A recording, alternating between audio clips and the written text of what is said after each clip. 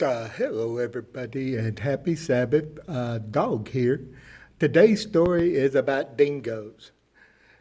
Jesus, testing the faith of the Syrophoenician woman, had seemingly rejected a request she had made by saying it was not proper to give to dogs the food children needed. The word dog was ordinarily used to belittle, so the woman could have felt insulted. But she sensed the love in Jesus' tone and answered him in the words of our text. As a result, her faith was rewarded and her request granted. In the Bible, there are only one or two references to domesticated dogs. You see, usually dogs were scavengers of the street and no doubt fought viciously among themselves. To call someone a dog could be the worst possible insult. In Australia, the animal whose name is used as an insult is the dingo, the wild dog of that continent.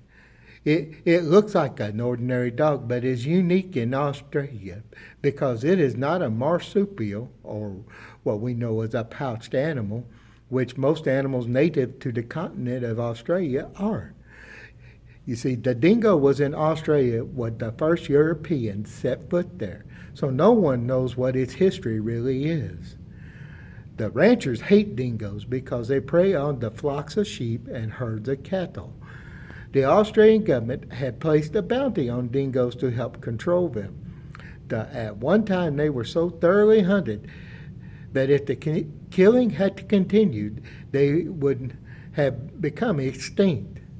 But see, later on, rabbits were introduced into Australia.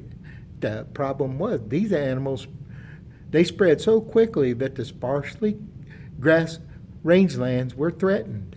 And see, the dingo and the wedge-tailed eagle were their only enemies. But you see, the hunters had unmercifully reduced the numbers of both the wedge-tailed eagle and the dingo. Now, in hopes of controlling the rabbit population, dingoes and eagles were to live undisturbed and were no longer to be hunted. And they started to thrive on the rabbits, and thus the dingo became an aid in preserving the wastelands. But it's still not an appreciated animal.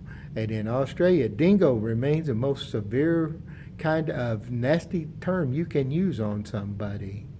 And our verse for today is Mark 7:28. And she answered and said to him, Yes, Lord, even the little dogs under the table eat from the children's crumbs. That lady had faith. She asked Jesus for something, but the Jews at that time would not have considered her even worthy of looking at, let alone talking to. But Jesus shows that everyone has a place in this world, and he showed the love that was needed. And he showed it so that even though his disciples thought he was going to reject the woman's request and put her in her place, he showed them that Jesus' love is for everybody. So let us remember, the next time you want to call somebody a name, stop and think. Call them brother, call them sister, call them friend. Just don't call them a dirty name. Let us all have a blessed Sabbath. Y'all take care.